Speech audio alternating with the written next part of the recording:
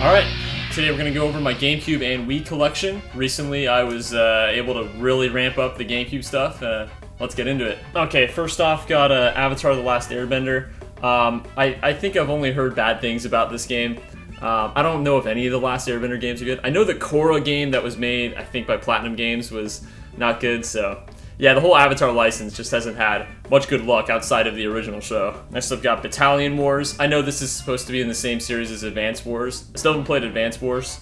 I know this is supposed to be a completely different game. You know, actually, I don't really know what type of game this is. I'll find out at some point. Next I've got Carmen Sandiego, the game.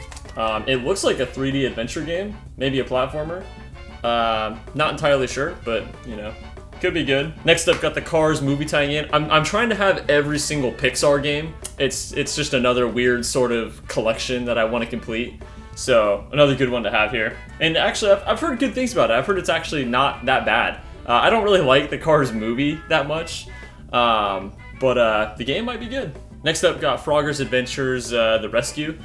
This is when they changed the art style to a more, you know, aesthetically pleasant look. I mean, they really destroyed Frogger's image going into the next generation after the PS1 games. But it looks like this is a traditional Frogger game. It's not like a 3D platformer or anything. This is back to the, you know, traditional Frogger style. So could be good. Next up, got Harry Potter and the Prisoner of Azkaban. This is actually a game I want to try out. I'd say it's definitely the best Harry Potter movie by a long shot.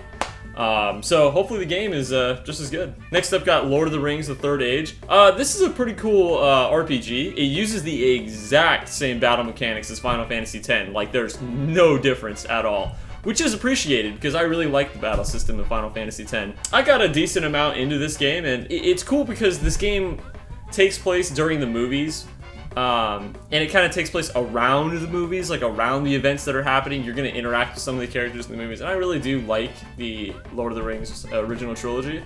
So it's cool just being kind of a part of those movies in this game. Next up, got Mario Kart Double Dash.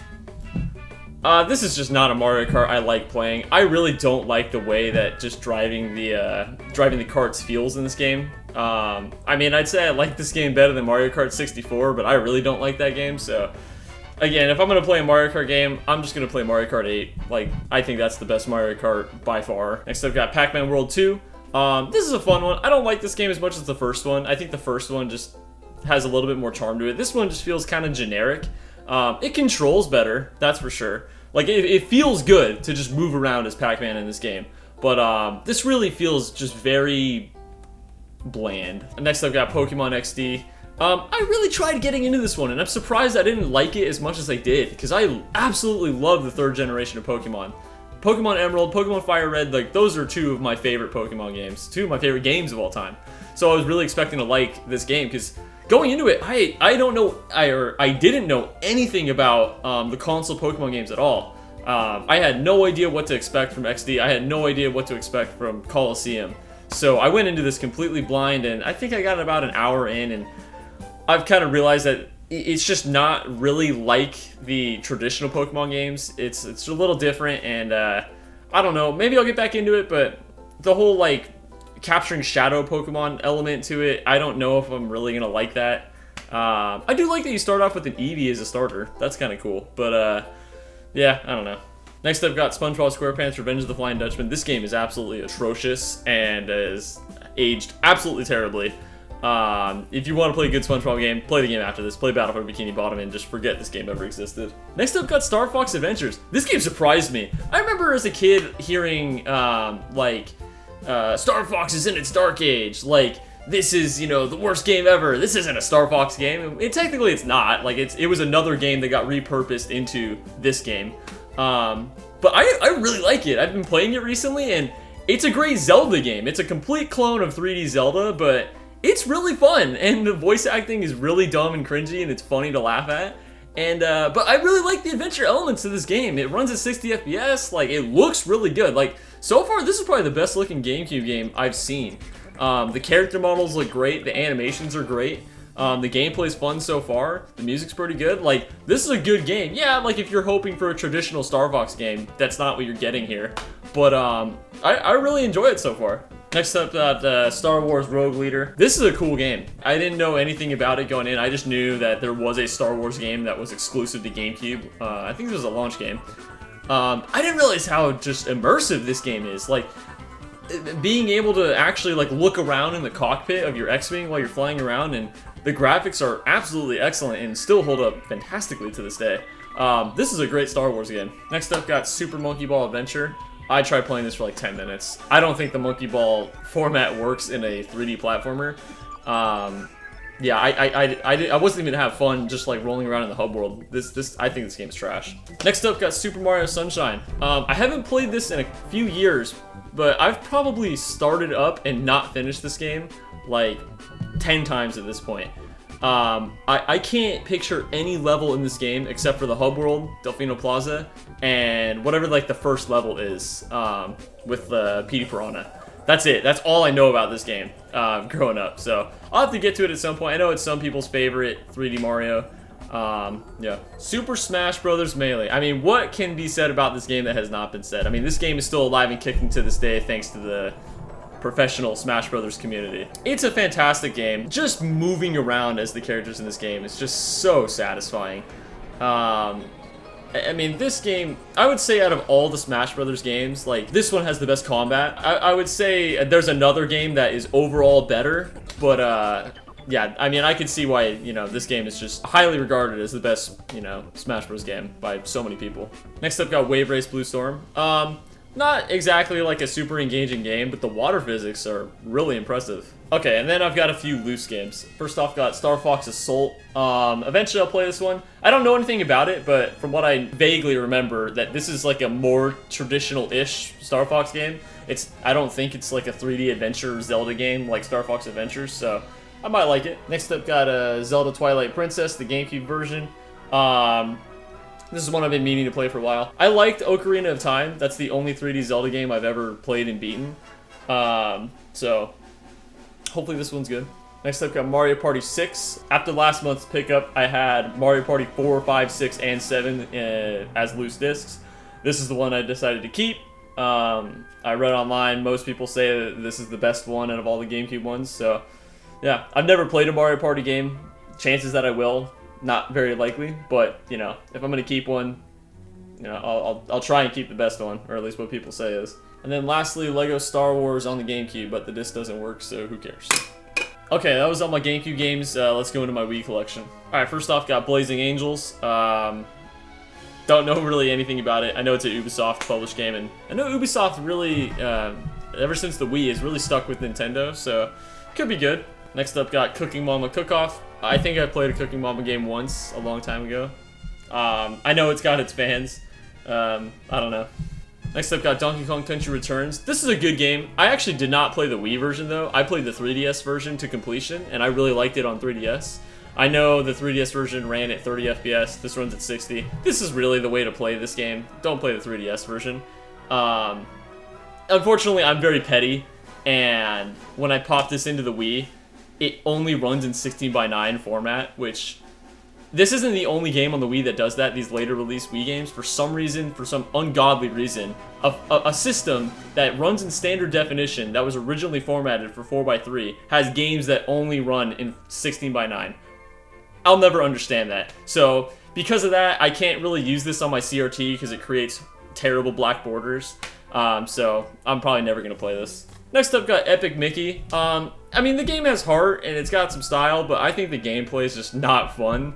So kind of unfortunate. Next up, got Excite Truck. Haven't tried it, but I know it's supposed to be, you know, mildly interesting.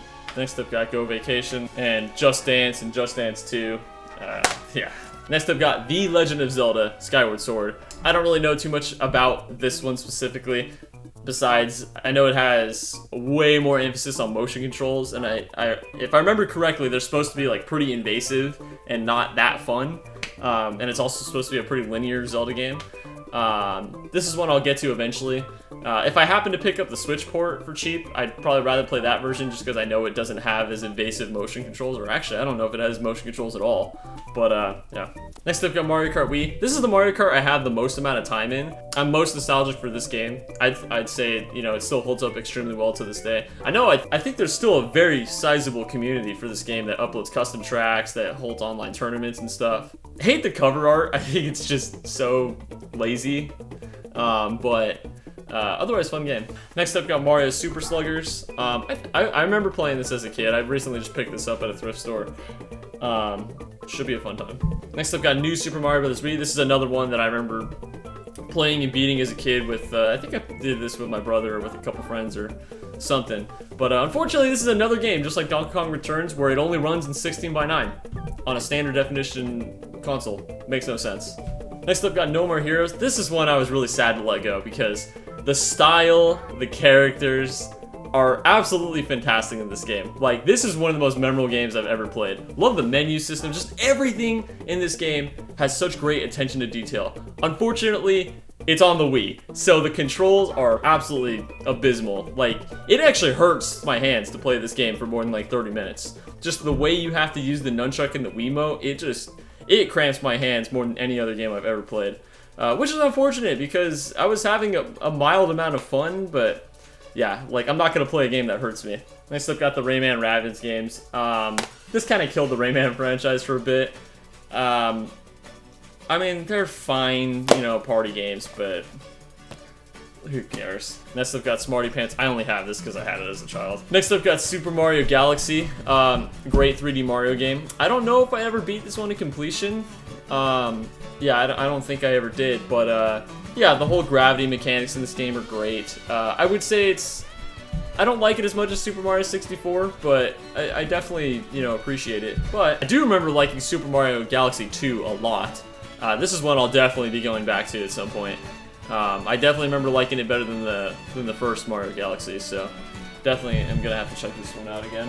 Next up, got Super Paper Mario. While it's not a traditional Paper Mario game, I've heard that it's very good in its own right. I'll have to check it out.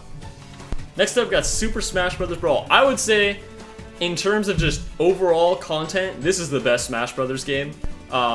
This game will keep you occupied for thousands of hours with everything it has to offer, and I've definitely spent the most amount of time playing this game as a child. It's just a great game. It's just a great game. Yeah, sure, the competitive scene was weird or whatever, and it's a little slow and sluggish, but it's just fun in its own right. It had its own story mode. It's got just an endless amount of content. I think it just far eclipses every other game in terms of good content. Yeah, great game. Next up, got Trauma Center New Blood. Never played any of the Trauma Center games. I just know, like, the very famous memeable song that comes from the DS game. But, yeah, it should be good. It's an Atlas game.